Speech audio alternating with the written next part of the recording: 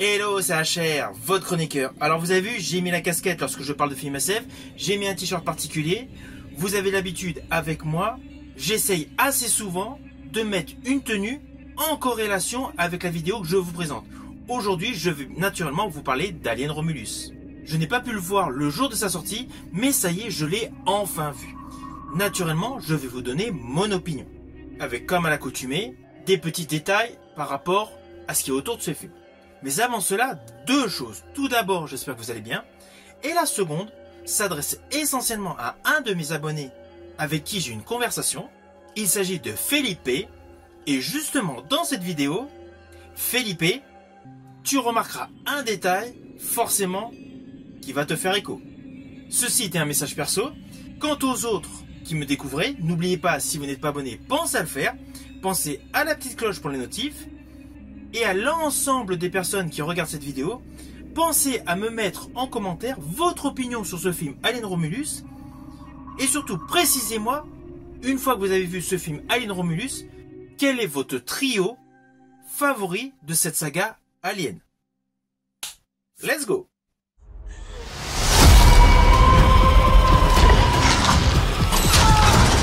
Whatever comes, we'll face it together. Let's go.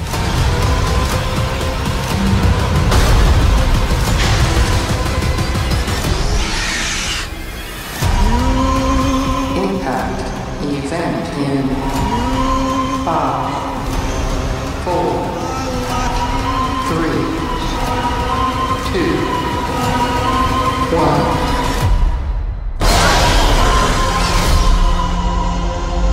Alors, pour la petite histoire, sachez que pour profiter au mieux de ce film Alien Romulus, il vaut mieux avoir vu Alien, le 8e passager, réalisé par Ridley Scott, sorti en 1979. Pourquoi? Tout simplement parce que l'action de celui-ci se déroulait sur le Nostromo, et justement la scène d'ouverture de ce film nous présente le Nostromo.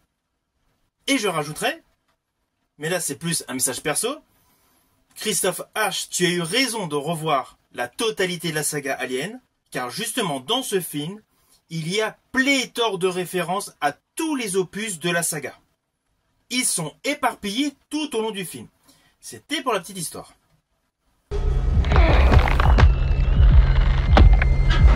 Navarro! I don't know what to do!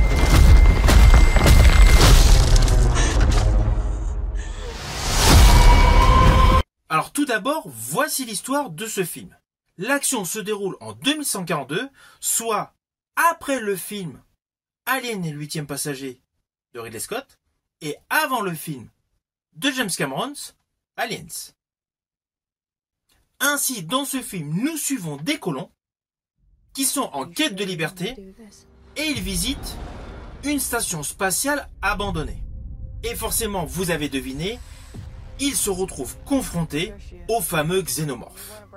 Alors oui, je vous fais de manière très succincte, parce qu'en fait, dans l'histoire, va se dégager une sœur et un frère, qui ont beaucoup plus de consistance en termes scénaristiques que tous les autres personnages.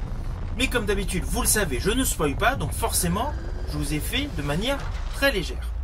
Alors, le pitch de base est donc assez simple. Mais pour ce type de film, on n'a pas besoin d'une histoire extrêmement compliquée. On recherche essentiellement, étant aficionados de cette saga, une histoire qui tient la route et surtout de bons jumpscares, de bons screamers et surtout découvrir le xénomorphe et le facehugger. Et justement, je vous rassure, dans ce film, c'est le cas. Alors tout d'abord, concernant l'ambiance du film, elle est telle que tous les fans souhaitaient. Elle est anxiogène, elle est claustro, du début jusqu'à la fin. Alors en préambule, je vous ai précisé que ce film se situait entre Alien et le 8e passager de Ridley Scott et le film Aliens de James Cameron. Mais en fait, ce film est totalement indépendant. Il s'inscrit relativement dans une autre dimension. Enfin, lorsque je dis autre dimension, c'est qu'il ne suit plus la ligne d'histoire avec Ellen Ripley. On est vraiment dans un monde totalement indépendant en termes d'histoire. C'est un peu dans la même lignée que récemment le film Prey par rapport à la saga des Predators. Prey racontait une autre histoire rattachée à l'univers Predator Eh bien, Alien Romulus, c'est exactement la même chose. Il a beau se situer entre le 1 et le 2, mais il est totalement indépendant. Alors le côté appréciable qui se situe entre Alien, le 8e passager et Aliens, c'est que vous allez retrouver des décors rétro-futuristes. Il y a de nombreux petits détails qui ont un petit côté kitsch, mais justement, dans cette saga horrifique, c'est appréciable. Alors justement, le réalisateur Fede Alvarez a particulièrement mis en exergue plusieurs petits détails qui vont forcément plaire aux fans de cette saga. Alors ceci dit, il ne faut pas oublier que le réalisateur Fede Alvarez n'est pas du tout un spécialiste de la SF. Il a réalisé les courts-métrages suivants. Il a également réalisé les longs-métrages suivants. Alors lorsque l'on découvre les films qu'il a réalisés, on s'aperçoit qu'il est essentiellement un faiseur de films d'horreur. Car il a majoritairement réalisé dans sa filmographie des films d'horreur. Je pense naturellement à Evil Dead de 2012 et Don't Breathe de 2016. Et justement, scénaristiquement, l'histoire d'Alien Romulus a un côté très proche de Don't Breathe qu'il avait réalisé en 2016.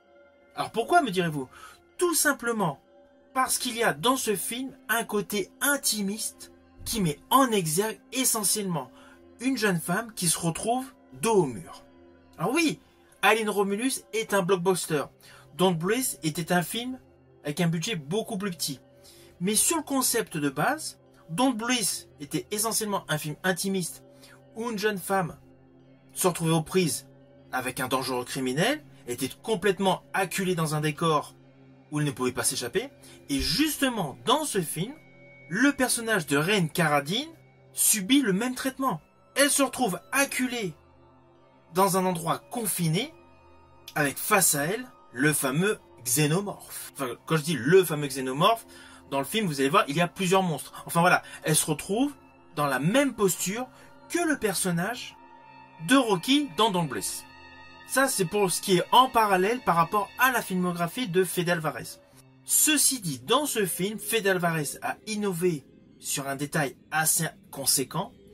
C'est qu'on a l'habitude dans chacun de ces films, de la saga Alien, que nous avons principalement les humains qui sont les héros et les xénomorphes qui sont les monstres qui deviennent au final des victimes. Car ils se font toujours tous massacrer. Là, dans ce film de Fede Alvarez, Alien Romulus, la grosse particularité, c'est qu'en fait, le premier rôle de l'histoire, c'est l'alien. Et ça, justement, c'est innovant. Alors pourquoi je dis ça? Tout simplement car les personnages ont certes une posture de base, ils ont certes une origin story, je pense notamment les liens entre le frère et la sœur, mais cela ne va pas plus loin que ça. On est beaucoup plus axé sur les monstres. Et ça, c'est une véritable plus-value pour ce film horrifique SF. Jamais auparavant l'alien n'avait une place aussi importante.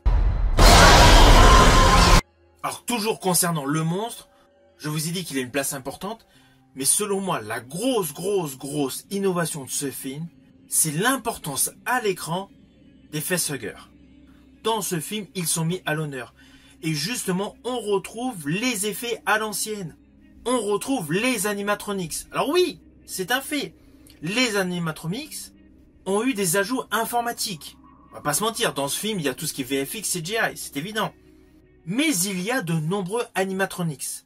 Et c'est cela, justement, l'utilisation de ces marionnettes qui amplifie, pour certaines scènes, les jumpscares. Young? Stop playing around, man. Just get up. I'm not playing around, there's something in the water. What do you mean there's something I in the don't know, water? there's just something in the fucking water.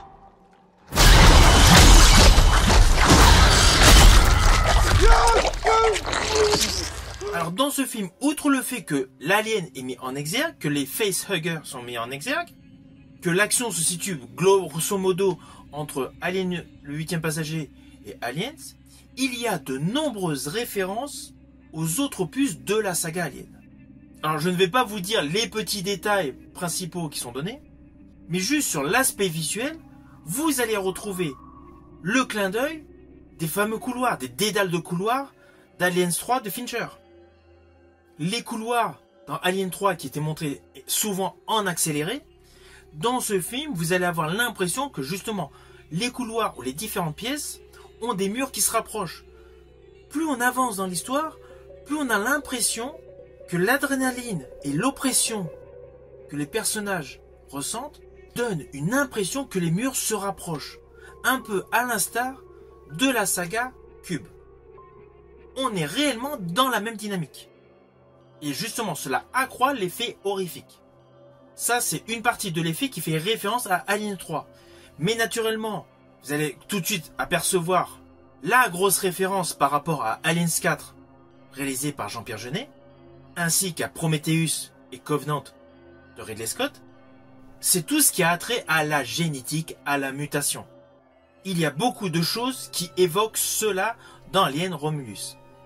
Ainsi, lorsque vous aurez vu la totalité du film Alien Romulus, vous serez forcé de constater qu'outre le fait d'être au milieu de l'opus de Ridley Scott et de James Cameron, en fait cet opus fait référence à la totalité de la saga Alien.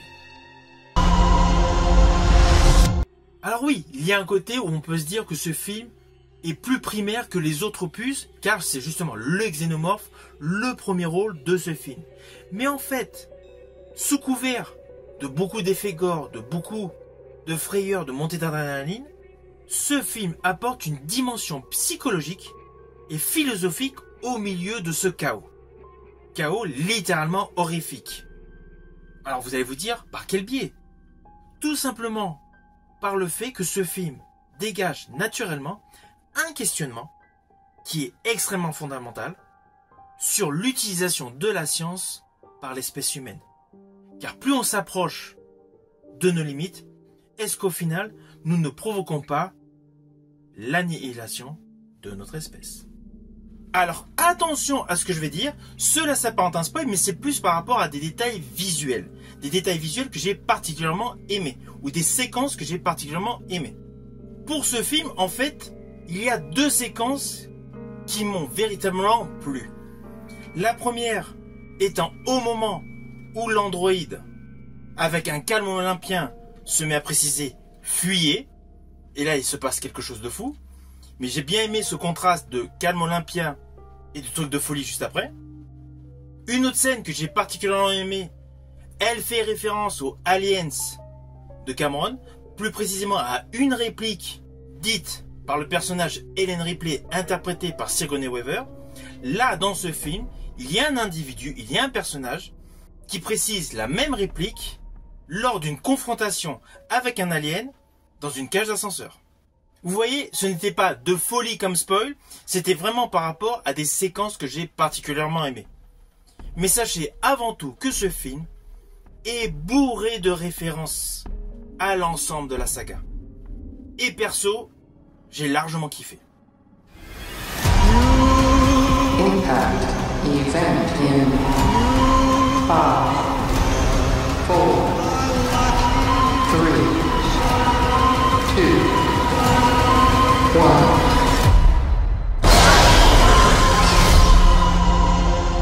Alors au final, naturellement, c'est un film que je vous invite à découvrir. C'est un très bon film SF horrifique. C'est selon moi le fameux volet de la saga Alien que tous les fans attendaient. Et je rajouterai que ce film, si vous avez l'opportunité de le regarder en écran IMAX, faites-le. Ce film fait partie de ces films à voir sur le plus grand écran possible. Si vous avez aimé ma vidéo, n'oubliez pas, pensez au partage, pensez au petit pouce. Quant à moi, je vous dis à bientôt pour une prochaine vidéo.